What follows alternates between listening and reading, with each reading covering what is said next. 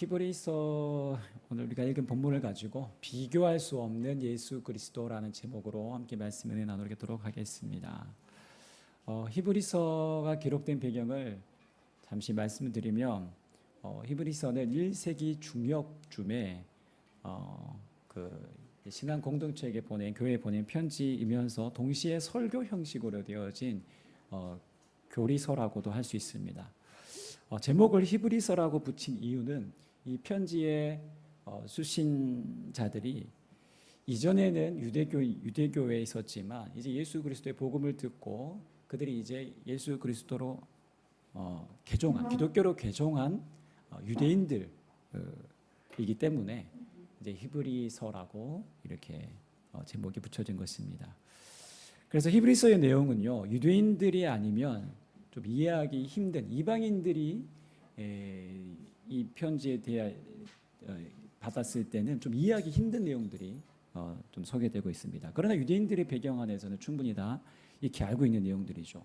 뭐 제사에 관련된 내용, 또 천사, 또 모세, 율법 이렇게 이런 여러 가지 또 구약의 여러 인물들이 등장하는데요.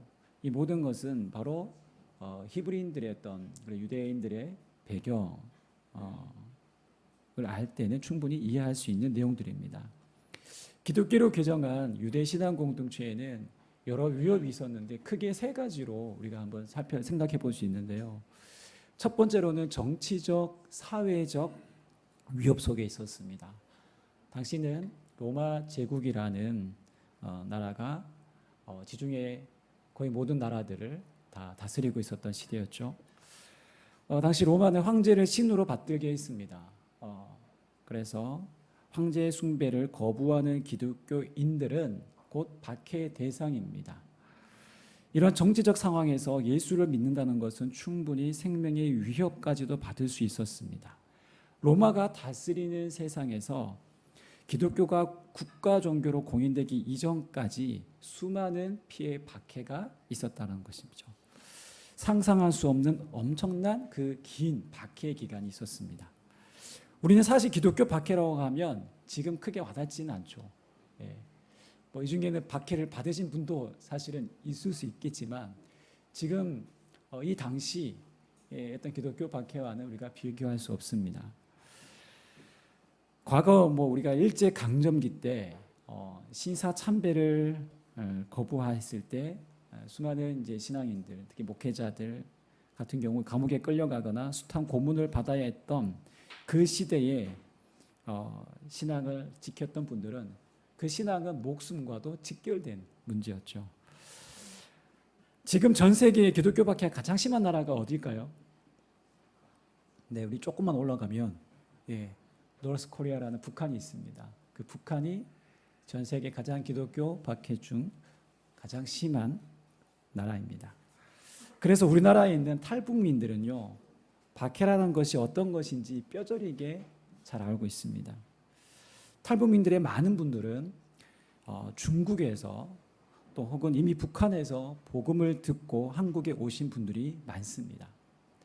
이름은 알려지지 않았지만 슈퍼맨 목사님이라는 분이 계세요. 이분이 2,000명이 넘는 탈북민들을 한국으로 이끌어셨던 분인데 한 사람을 탈북민 한 사람을 한국으로 보내기까지 그 돈을 지불해야 하는 값이 지금은 코로나 이전에는 한 200~300이면 됐는데 지금은 1,000만 원이 필요하답니다. 그만큼 한 사람을 데려오고 그 사람을 한국에까지 안전하게 이끄는 것이 쉽지 않은데 그 사역을 이름은 알려지지 않죠. 이게 극비죠. 그 슈퍼맨 목사님이라고 알려진 그분이 지금도 그 탈북 로드를 해서 저기 미얀마까지 해서 이렇게 거쳐서 중국을 거쳐 미얀마를 거쳐서 한국까지 오는데요. 그 탈북 로드를 개척하셔서 그렇게 탈북민들을 지금도 비밀리에 구출 작전을 하고 계세요. 아무튼 이 북한은 극심한 박해 가운데 있죠. 그래서 탈북하다 걸리거나 지금 중국 같은 경우도 코로나 기간에 3년간 한 2,600명 정도가 지금 이제 잡혀 있습니다. 중국 공안에 잡혀 있는 상황인데 이제 국경이 이제 개방이 된 상황이죠. 중국과 북한이 이제 이 사람들이 이제 탈북민들이 다시 중국으로 남느냐 아니면 넘어가느냐 지금 그 기로에 서 있습니다. 그래서 지금 수많은 인권 단체들이 거기에 대해서 저항하는 여러 가지 운동을 하지만 역부족인 상황입니다. 그래서 기도가 필요한데요. 그 사람들이 만약에 탈북민들이 다시 북한으로 돌아간다면 어떻게 될까요? 네, 처형 아니면 이제 정치 교화소에 들어가게 되는데 그렇게 되면 거의 뭐 짐승과도 같은 늘 평생 노예와도 같은 삶을 살다가 그렇게 죽어야 되는 그런 상황입니다. 아무튼 그 북한이라는 상황은 정말 지금도 우리가 상상할 수 없는 그런 박해가 계속되고 있는 지금 상황입니다. 지금 히브리서가 기록된 당시 배경이 바로 그런 박해가 있었던 시대였던 것입니다. 자, 두 번째 위협은요, 유대 공동체로부터의 위협입니다. 지금 이 편지의 수신자들은 기독교로 개종한 유대인들입니다. 당시 유대인들 입장에서 보면 이 개종한 유대인들은 어떤 사람들일까요? 네, 배신자들이죠. 예, 유대교를 버리고 기독교로 갔기 때문에 배신자들입니다. 그렇기에 유대교인들의 어떤 그런 위협이 늘 도사리고 있었습니다. 우리가 사도행전에서 살펴보았던 것처럼 사도 바울이 전도할 때 가장 힘들게 했던 사람들이 누구였습니까? 바로 자기 동족이었던 유대인들이었습니다. 마지막 세 번째 위협은 교회 안의 무기력입니다. 이것은 외부적인 위협이 아닌 내부적으로 받는 어떤 위협이라고 할 수 있습니다. 지금 나의 삶의 현실적인 문제들은 그대로인데 예수를 믿는다고 해서 어떤 변화가 내게 일어났는가? 상황적으로 무엇이 나아졌는가? 눈에 띌 만한 어떤 기적적인 일이 일어났는가? 상황은 그닥 변한 것이 없습니다. 늘 고통은 여전하고 늘 외부적인 위협은 그대로 있습니다. 그러면서 점점 그들의 신앙이 약해지거나 점점 무기력해지기 시작했던 것입니다. 자, 이런 배경이 있는 이 신앙 공동체에게, 유대 신앙 공동체에게 지금 저자가 누구인지 정확하게 알려진 바는 없습니다. 히브리서 기자는 뭐 추측하기는 아볼로다, 뭐 사도 바울이다, 뭐 여러 인물들을 추측해 보지만 정확히 나와 있지는 않습니다. 하지만 그 어떠한 저자가 바로 이 히브리서 통해서 유대 공동체에게 그들에게 정말 필요한 복음의 메시지를 전하고 있는 것입니다. 오늘 이 세 가지 위험 앞에 처해 있는 유대 신앙 공동체에게 그들의 상황에 따른 그들은 어떤 그 해법이나 오늘의 암울한 그 현실을 벗어나는 구체적인 방법을 제시하는 것이 아니라 오늘 히브리서 기자는요, 가장 본질적인 것을 화두로 삼고 있습니다. 그 본질적인 것은 무엇이냐면 바로 믿음이란 무엇인가라는 것입니다. 그리고 믿음으로 산다는 것은 무엇인가? 그래서 히브리서의 큰 주제는 믿음이라고 할 수 있습니다. 그래서 믿음이란 무엇인가라고 했을 때 믿음은 무엇을 믿는가라는 대상이 중요하죠. 성경이 믿음 말할 때 무턱대고 우리의 어떤 의지를 불태우는 식의 믿음을 언급하고 있지 않습니다. 무엇을 믿는가라는 대상을 의미합니다. 하나님의 관심은 인간입니다. 그런데 그 문제는 인간이 죄로 타락했습니다. 그렇다면 인간이 구원받는 것이 하나님의 간절한 꿈이고 바람이고 하나님의 뜻인데 바로 그 구원의 유일한 길 되신 분이 바로 예수 그리스도입니다. 그래서 오늘 히브리서에서 믿음이란 무엇인가를 말할 때 처음 서두에서부터 여러 장에 걸쳐 예수 그리스도가 어떤 분이신지를 아주 자세하게 소개하고 있는 것을 우리가 볼 수 있습니다. 모든 것의 문제는 뿌리의 문제입니다. 뿌리가 흔들리면 모든 것이 흔들리고 맙니다. 우리의 신앙도 마찬가지고요. 우리의 삶에 무엇이 중심이어야 할까요? 아무리 우리가 교회를 오래 다녀도 예수 그리스도를 나의 주님으로 고백하고 인정하지 않으면 우리의 신앙은 조그마한 환난과 고통의 문제 앞에 우리가 무너질 수밖에 없습니다. 그저 후하고 불면 그저 쓰러질 수밖에 없습니다. 작은 유혹에도 넘어지고 주변의 환경에 취약할 수밖에 없습니다. 그래서 반석 위에 세운 집이 아닌 모래 위에 세운 집은 쉽게 무너지고 맙니다. 환경에 취약하죠. 요즘 지금까지도 이게 이슈가 되고 있는 요즘 LH 문제가 있죠. 여러분 혹시 순살 아파트라고 아세요? 다 들어보셨죠? 네, 뼈가 없는 순살 아파트. 네, 충분히 들어가야 될 그 철근을 왜 누락시켰는지는 모르겠지만 감독과 감리가 다 감사를 다 했음에도 불구하고 철근을 누락시켰다는 것에는 뭔가 비리가 있어 보입니다. 아무튼 이런 철근이 이미 누락시킨 그 아파트에 입주한 사람들이 있지 않습니까? 이런 신축 아파트 입주한 사람들은 불안감에 잠을 자지 못한다고 합니다. 광주의 어느 아파트가 이미 입주했는데 이미 뒤늦게 알게 된 거예요. 보니까 철근이 누락되어서 언제 어느 때 이게 지하 주차장이 무너질지 모르는 그런 상황입니다. 이 얼마나 어처구니 없는 일입니까? 근데 그런 아파트들이 전국에 많다라고 하죠. 우리의 인생도 마찬가지입니다.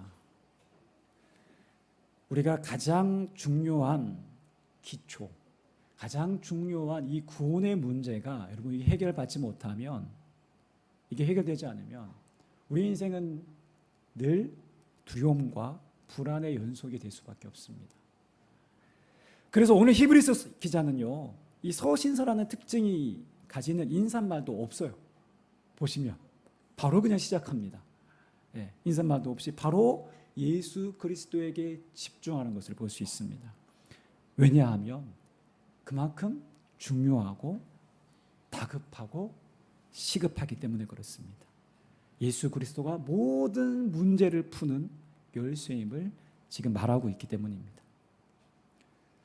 알다시피 유대인들은 지금도 예수님을 메시아로 인정하지 않고 있습니다. 그냥 위대한 선지자 정도로 보고 있습니다. 만약 예수 그리스도를 메시아로 인정하게 되면 그것은 그들이 믿는 유일신 사상을 거부하게 되는 것이 되고 맙니다. 그래서 예수님이 오셨음에도 불구하고, 메시아 대신 예수님이 구원자가 오셨음에도 불구하고 그들은 예수를 어떻게 네가 인간인데 어떻게 네가 무슨 하나님의 아들이 될 수 있냐, 네가 무슨 신이냐라고 하면서 신성모독죄로 십자가형에 처했습니다. 어떻게 인간이 신이 될 수 있는가라는 이 문제는요, 1세기를 넘어 2세기까지의 계속 천엽 갈등된 어떤 그런 신학적인 문제였습니다. 그래서 기독론도 예수님이 누구신가에 대한 이 기독론에 대한 논쟁도 2세기가 되어야, 그때서야 이제 우리가 예수 그리스도는 완전한 신이고 동시에 완전한 인간이다라고 그렇게 공인했죠. 이게 오랜 시간 동안 우리가 보기에는 지금 크게 문제될 것 없다라고 우리는 지금 이 교리에 대해서 다 알고 있지만, 이 당시에는 이단들의 공격, 거짓 교사들에 대한 공격, 내부적으로 여기에 대한 분명한 정립이 되지 않아서 많이 혼란스러운 상황이었습니다. 분명히 이 진리에 대한 분명한 인식이 있었음에도 불구하고 계속해서 영지주의자들 비롯한 이단들의 어떤 그런 공격들이 쉴 새 없이 계속 있었기 때문에 이게 교리화되지 않은 이 상황에서 이 예수가 누구인가라는 것에 대한 문제는 계속해서 논쟁거리가 되었던 것이죠. 그래서 특히 유대인들에게 있어서는 이 문제가 더 심각했던 문제였습니다. 어떻게 거룩하신 하나님이 어떻게 인간이 될 수 있는가라는 것은 도저히 그들의 입장과 그들의 이해에서는 받아들일 수 없는 문제였습니다. 그래서 예수는 한낱 목수의 아들이고 인간에 불과하다, 그는 신성모독의 죄로 형벌당했다는 것으로, 그래서 지금 그 유대인들은 예수 그리스도를 믿는 신자들을 그렇게 이제 자기 나름대로 설득하는 거죠. 회유하고 있습니다. 다시 유대교로 돌아오라는 것입니다. 지금 너희들의 상황을 봐라, 아무것도 달라진 것이 없지 않느냐라고 하면서 유혹하고 유대교로 다시 돌아오라고 하는 것입니다.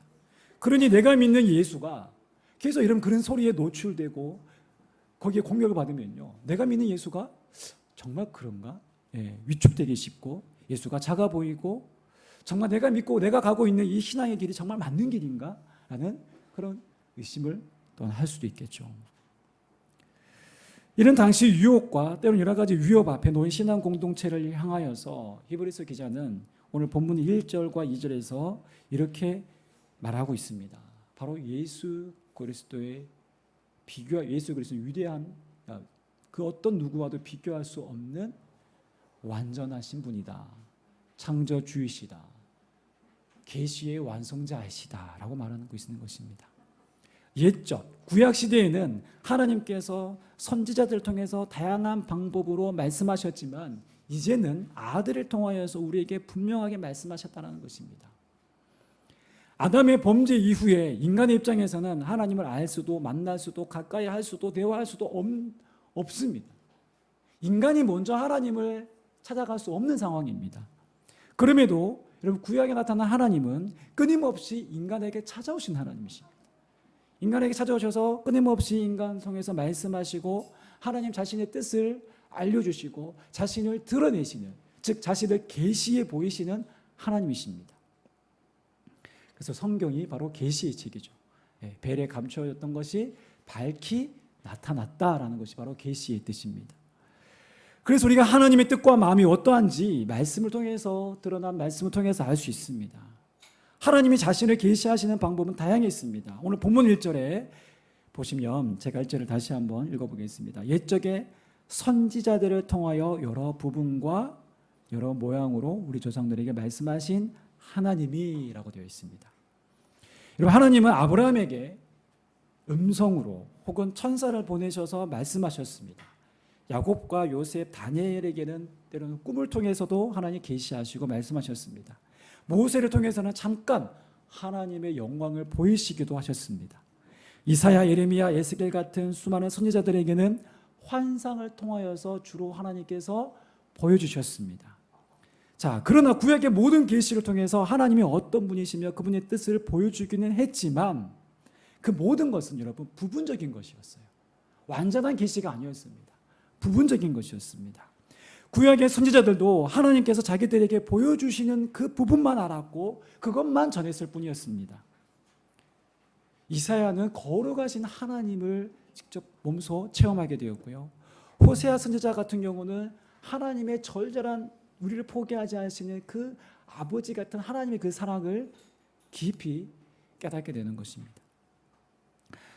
자, 그러나 이제 이 모든 하나님의 계시를 완성하기 위해서 정말 각각의 퍼즐이 완성되는 그 지점, 완성되는 그 완전 그 절정, 바로 그것이 바로 이 땅에 오신 예수 그리스도라는 말을 오늘 2절에서 하고 있는 것입니다. 우리 2절 말씀 다 같이 다시 한번 읽어보겠습니다. 이 모든 날 마지막에는 아들을 통하여 우리에게 말씀하셨으니 이 아들을 만유의 상속자로 세우시고 또 그로 말미암아 모든 세계를 지으셨느니라. 아멘. 이제는요, 이제 예수 그리스도가 오심으로 해서 바로 마지막 날이 시작된 것입니다.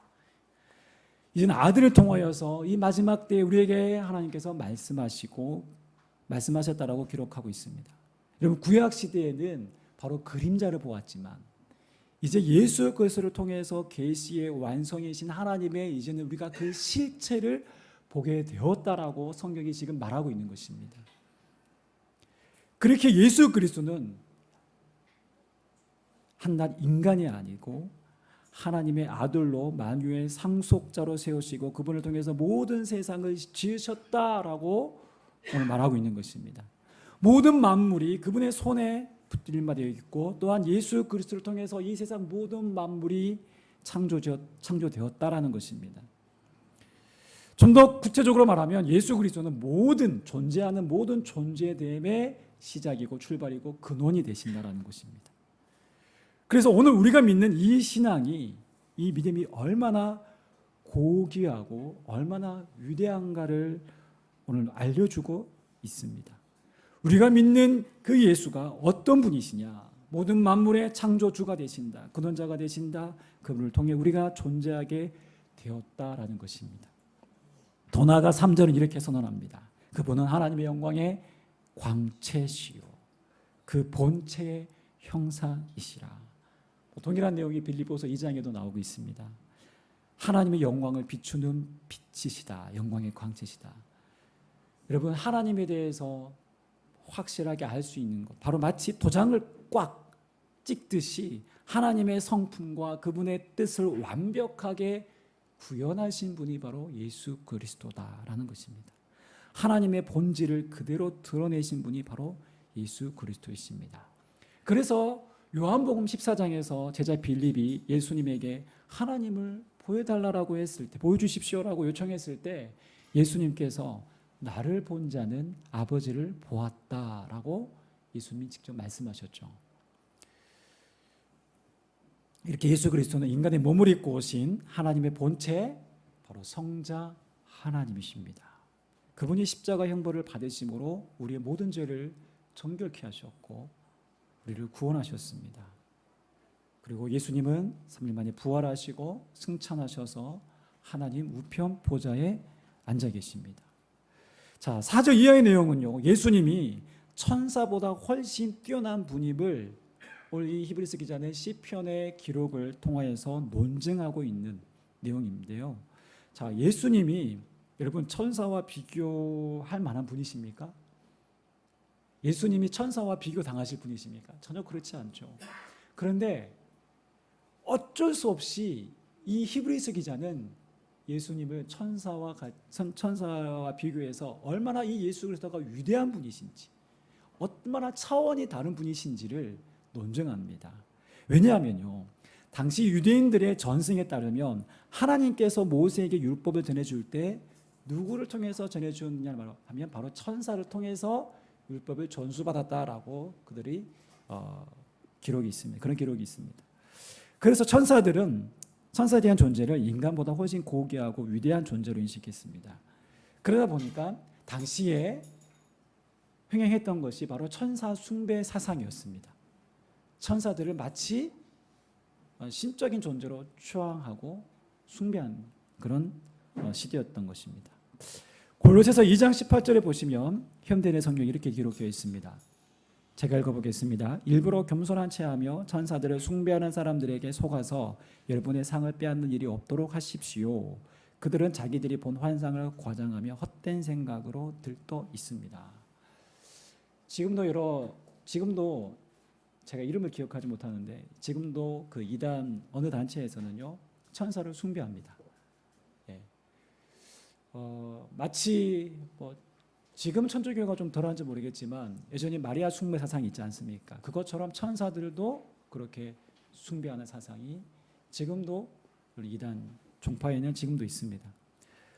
초대교회 당시 거짓 교사들은 구원 얻기 위해 그리스도의 대속의 은총뿐만 아니라 천사의 중보 사역도 필요하다라고 하면서 그들을 미혹했습니다. 그러면서 천사 숭배를 강요하는 이들이 있었다라는 그런 것들을 우리가 오늘 골로새서 말씀을 통해서 우리가 충분히 확인할 수 있습니다. 그리고 일반적으로 여러분 천사라고 하면 어떤 느낌이 드세요? 천사. 야, 이 사람 정말 천사 같아. 어때요?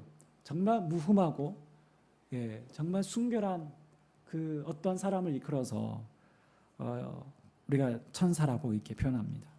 그래서 일반적으로 천사는 영적 존재로서 가진 어떤 순결함, 천상의 완전한 존재로 우리가 흔히 인식들을 합니다. 정말 정직하고 순결 무고한 사람을 일컬어 그렇게 표현합니다. 천사는 인간이 가진 어찌 보면 이상향의 그런 동경하는 존재입니다. 그러나 이런 히브리서 기자는 시편 2편 7편의 내용을 근거로 해서 예수 그리스도가 천사보다 훨씬 뛰어난 분임을 이렇게 설명합니다. 보시면 한번 눈으로 한번 우리가 4절 5절 한번 보시면 좋겠습니다. 하나님께서 천사 중에 어느 누구에게 너는 내 아들이라 오늘 내가 너를 낳았다라고 하신 적이 있느냐라고 말씀하시죠. 이 구절은 시편 2편 7편의 구절은 이렇게 말한 아들은 다윗이 고백한 내용이긴 한데요. 여기서 말하는 아들은 바로 그때 정말 하나님의 계시를 열어주셔서 이 다윗이 한 고백인데요. 여기서 말하는 아들은 바로 다시 오실 그 메시아를 예언한 내용이죠. 그래서 우리가 이사야뿐만 아니라 이 시편을 통해서도 오실 메시아에 대한 예언을 우리가 이 구절을 통해서 발견할 수 있습니다. 여기서 아들은 바로 예수 그리스도이시죠. 또한 14절에 보시면 1장 14절에 보시면 모든 천사들은 그저 섬기는 영이다. 구원받을 상속자들을 위하여 섬기라고 보냄받은 존재다라고 이렇게 일축합니다. 그러니까 천사는 바로 하나님뿐만 아니라 오늘 하나님 나라의 상속자로 구원받은 오늘 저와 여러분들을 지키고 보호하고 때로 우리를 위해서 존재하는 것이다라고 성경이 말하고 있습니다. 보이지 않지만 여러분 주위에 누가 있다고요? 오늘 말씀에 근거하며 천사가 우리를 위해서 존재하고 있다는 것입니다. 우리 곁에 있다는 것입니다. 그렇게 천사가 우리가 마치 그 숭배하고 추앙할 존재가 아니라 하나님으로부터 보냄받은 섬김의 영이다라는 것이죠. 그런데 예수님은 천사와 비교할 수 없을 만큼 그분은 뛰어나신 분이다라고 말합니다. 그런데 히브리서는 계속해서 천사와 예수님을 비교하면서 우리가 읽진 않았지만요, 2장 9절에 가면 이런 예수님은 오히려 천사들보다 잠시 못하게 하셨다라고 하면서 예수님의 고난과 죽음을 언급합니다. 우리 2장 9절의 말씀을 다 함께 세 번역으로 한번 읽어보도록 하겠습니다. 시작. 예수께서 다만 잠시 동안 천사들보다 낮아지셔서 죽음의 고난을 당하심으로써 영광과 존귀의 면류관을 받아 쓰신 것을 우리가 봅니다. 그는 하나님의 은혜로 모든 사람을 위하여 죽음을 맛보셔야 했습니다. 네, 천사에 대한 그 비교를 2장까지 끌고 가면서 중요한 말씀을 하십니다.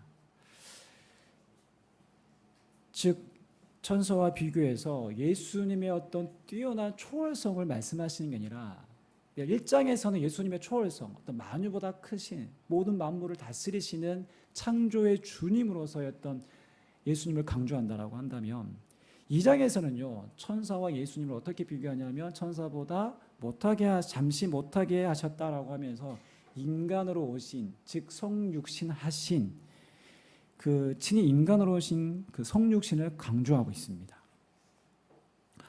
성경은 우리의 믿음의 중심에 예수 그리스도가 계시함을 말하고 있고 또한 그 핵심에는 바로 성육신 그 십자가 사건이 있다라고 얘기합니다. 자, 그렇다면 여러분 천사와 예수님의 성육신을 비교해서 한번 우리가 생각해 보겠습니다. 그리고 천사는 어떻습니까? 자식 걱정할 이유가 없습니다. 필요가 없습니다. 그렇죠? 천사는 아플지도 않습니다. 나를 우리의 삶에 힘들게 천사는 고된 노동을 하지도 않습니다. 일하지 않아도 됩니다. 치사하게 더러운 꼴 보지 않아도 됩니다. 여러분 천사 부럽죠? 부럽습니다. 무슨 말이냐면 천사는 우리의 어떤 현실을 초월한 존재입니다. 사실 우리가 바라는 게 이런 것이지 않습니까? 우리가 천사처럼 아무 걱정 없고 힘들지 않아도 되고 고통스럽지 않아도 되고 이 땅의 모든 삶의 문제로부터 좀 초월했으면 좋겠다라는 것이 우리 모두의 바람이지 않습니까? 저도 솔직한 그런 바람이 있습니다. 그러나 어디 우리 현실이 그렇습니까? 그렇지 않죠. 늘 걱정이 따라다니고 내 앞에 산적한 문제가 있지 않습니까? 때론 기도하고 발버둥쳐 보지만 해결되지 않은 문제와 고통이 여전히 따릅니다. 우리가 신이신 그분이 인간의 몸으로 이 땅에 오셨다는 것을 통해서 우리도 무엇을 보아야 할까요? 그분은 우리의 기대와 때로 우리가 소원하는 바와 다른 방향으로 일하신다는 것을 우리가 볼 수 있습니다. 하나님은 우리를 이 땅의 삶이 천사처럼 아무 걱정 없는 상태로 만들어주시는 것이 그분의 뜻만이 아닙니다. 하나님은 당신의 뜻을 예수 그리스도를 통해 완전히 보여주셨습니다. 그 절정이 무엇입니까? 핵심이 무엇입니까? 바로 여러 기적도 있겠지만 하나님이 보여주신 가장 확실한 뜻은 십자가입니다. 그 십자가가 무엇입니까? 억울한 일 당할 수 있고 때는 오해받고 미움받고 고통받고 죽음까지도 당할 수 있다는 것이 십자가 아닙니까? 그러나 성육신을 통해서 보여주는 가장 중요한 것은 그렇게 죄로 고통받는 인생을 향해 하나님이신 예수 그리스도가 내가 왔다라는 것입니다. 내가 너희를 버리지 않겠다. 내가 너희를 포기하지 않겠다. 내가 너희를 끝까지 사랑하고야 말겠다.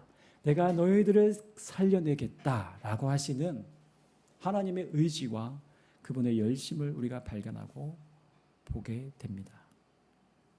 그리고 마침내 우리를 그분의 영광을 찬송하는 존재로 하나님 세우시겠다라고 말씀하십니다.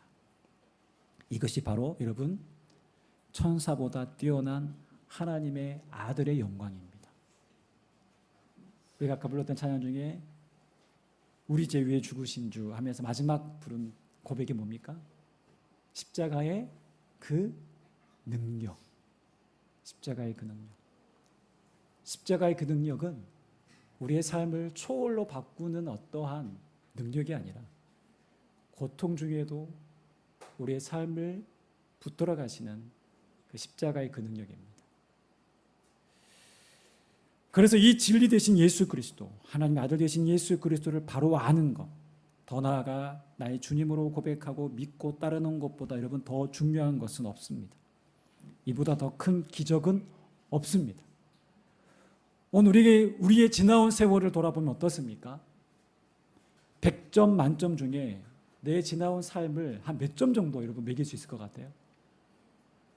50점? 60점? 80점? 너무 많나요? 밑으로 내려가야 되나요? 40점?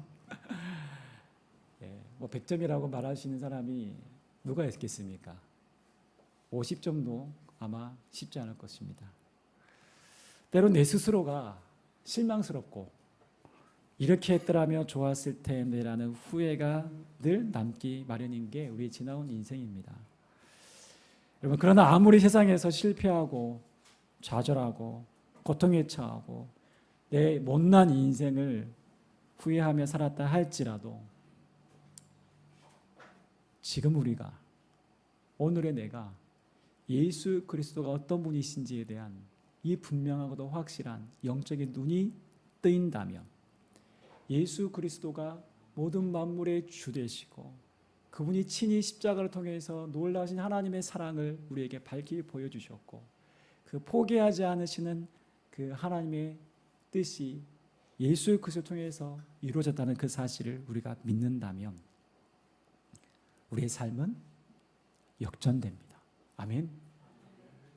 생에 대한 놀라운 소망이 우리 가운데 생깁니다. 세상에 줄 수 없는 평안이 우리를 삶을 에워싸고 우리를 감쌉니다. 이 모든 것이 예수 그리스도로부터 시작됩니다. 마지막으로 고린도후서 4장 7절부터 12절 말씀을 읽고 마치겠습니다. 이 보배는 바로 예수 그리스도입니다. 질그릇은 연약한 우리입니다. 그러나 주님이 우리 안에 계신다라고 말씀하십니다. 믿음은 내 안에 예수 그리스도를 품는 것입니다. 믿음은 예수 그리스도를 내 삶의 중심에 모시고 그분을 따라가는 것입니다.